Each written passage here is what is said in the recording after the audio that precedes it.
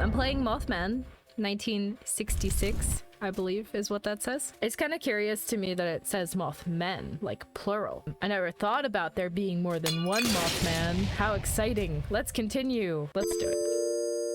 Hold. Do I pick my character? Oh, nope. Okay. 3 red and 5 black in the discard pile. Of the 6 cards face up on the counter, 2 are red and 4 are black. I am not absorbing any of this information. Holt. Who is Holt? Alright, I don't care about your little card game, buddy. You have no more moves. You have to bed now.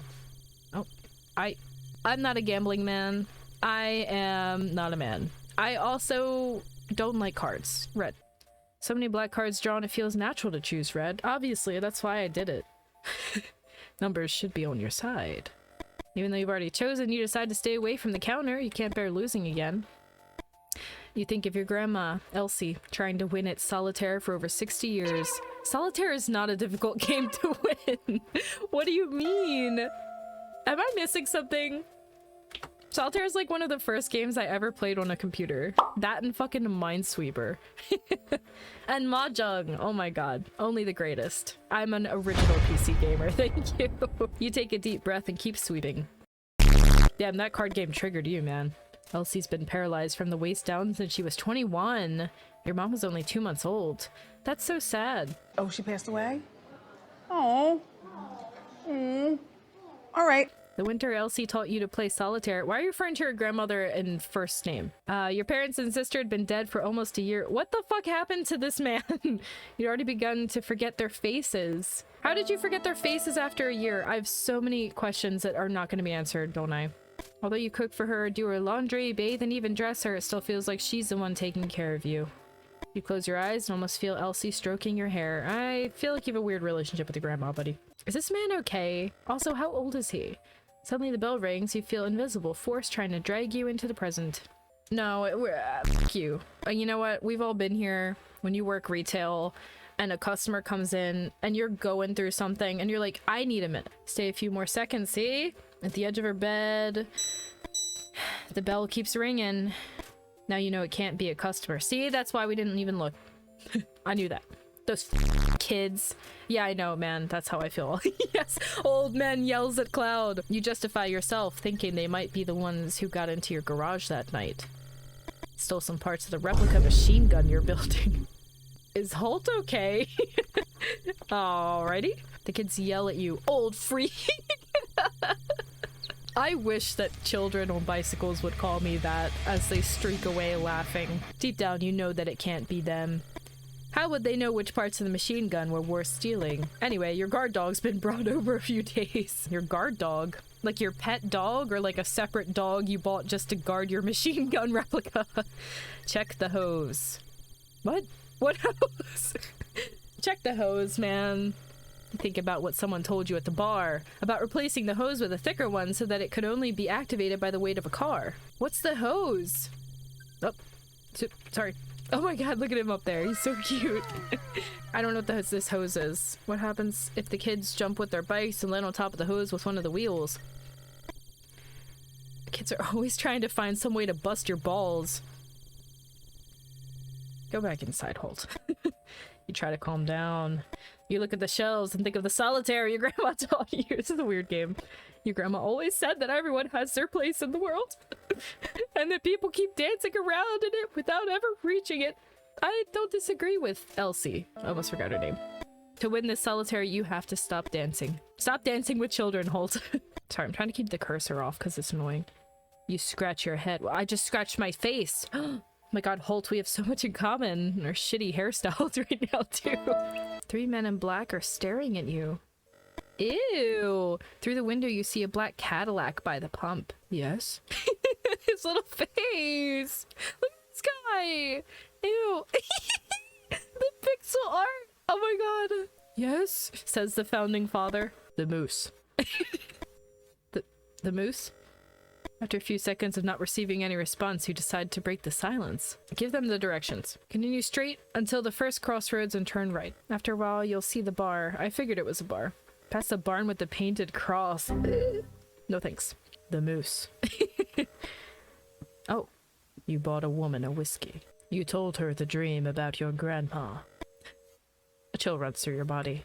It's been a few weeks since that night, and even though you had a good time with Martha, and have no regrets, something about the way these men in black ask their questions makes you uneasy. What do you want to know? Granny in the forest. The moose. Granny in the forest. Martha at the bar. One of the men farther back lets out a cracking noise. Ew! You look at him believing he's laughing, but the man in black's expression doesn't change. Who makes a cracking noise when they laugh? Tell them about your dream. They didn't ask about the dream. No one answers. Okay. It's like they're waiting for another response. They didn't ask. They're just like, the dream, your grandmother. My grandma's been bedridden for over 60 years, but in the dream I saw her running through the woods. Start from the beginning. And don't omit any details. You don't know if it's the way they look at you or because of a certain authority in their voice, but you tell them everything about the dream. 5 or 6 weeks ago, you woke up in the middle of the night, certain that something had happened to your grandma. You ran up to her room and Elsie wasn't in bed. The window was wide open. You ran to it and saw someone walking through the trees. It was her, and she was holding a rifle of the kind your ancestors could have carried in the Civil War. You tried to call out to her. Your grandma started running and shot 2 or 3 times into the blackness of the forest. You were about to go down to find her when a winged figure with glowing red eyes appeared in front of the window and screamed. You stumbled backwards. Hit your head on the bedpost. You're a dumbass. You woke up in your bed and remembered the dream. Your grandmother was sleeping peacefully. During the days that followed, you tried to convince yourself it had all been a dream. Oh, yikes. So he had this weird dream about his grandma walking when she's bedridden. She had a gun for some reason, and then Mothman screamed at him and scared him, and he hit his head on a bedpost, and when he woke up he was like, oh yeah, that weird dream, but then he had stitches on his skull. Yikes. After a few seconds, one of the men in black speaks again. The spots on her legs predate her birth, Holt. What? What is he talking about? Is he referring to the dozens of moles? Ew, Grandma, your legs. What do they mean by saying those spots predate her birth? Elsie always makes the same joke when you sponge her calves. My legs are not my grandfather's. Ew. According to what she told you, her granddad had been shot dead by an experimental weapon early in the Civil War when his legs were ripped to shreds. Why would she make that joke? Be glad you don't have to clean my grandfather's shriveled, shredded legs. They were blown up. You're not telling anyone else about this visit, Holt. You start to complain when one of the men in black picks up a card from the counter. The top card of the deck. I was not ready for that. Desperate, you throw yourself under the counter and look for the card. Your heart is pounding. You step on the hose and the bell rings. Oh, that's what it's for. Okay. What the fuck? Jack of diamonds. Red! I knew it! You think about the edge of the men in black tore off. You remember the noise he made when he chewed it. Was it a threat? A warning? You wonder if you should tell your grandma. Grandma! He's like a grown man with white hair. Keep playing solitaire with a marked card.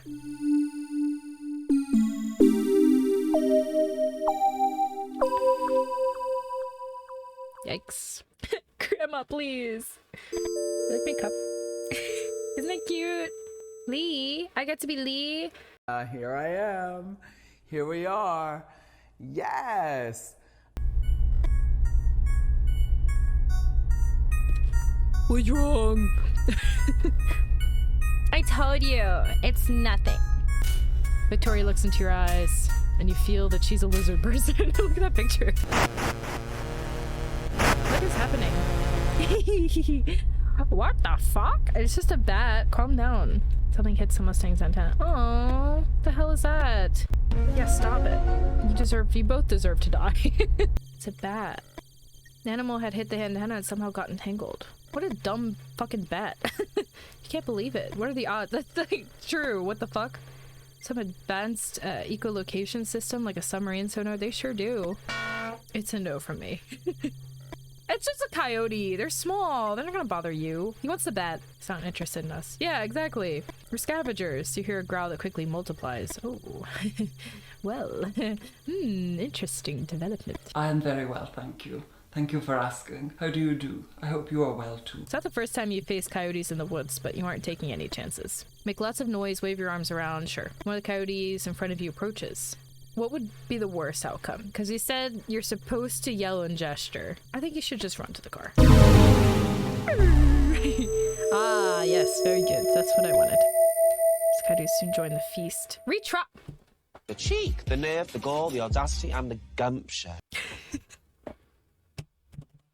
God damn it. But I wanted them to die. I want to choose my own adventure with Mothman. And I want to marry him. And I want the coyotes to have a delicious meal. And I don't want the bat to die, okay? Lee and Victoria deserve to die because that bat died. And I love bats. They're some of my favorite creatures that walk this earth. Walk. Yes. Fuck you, they walk. Okay. Well, you know, sometimes it's just not meant to be. Thank you for watching. I will see you next time. I don't know why I saluted you. Goodbye.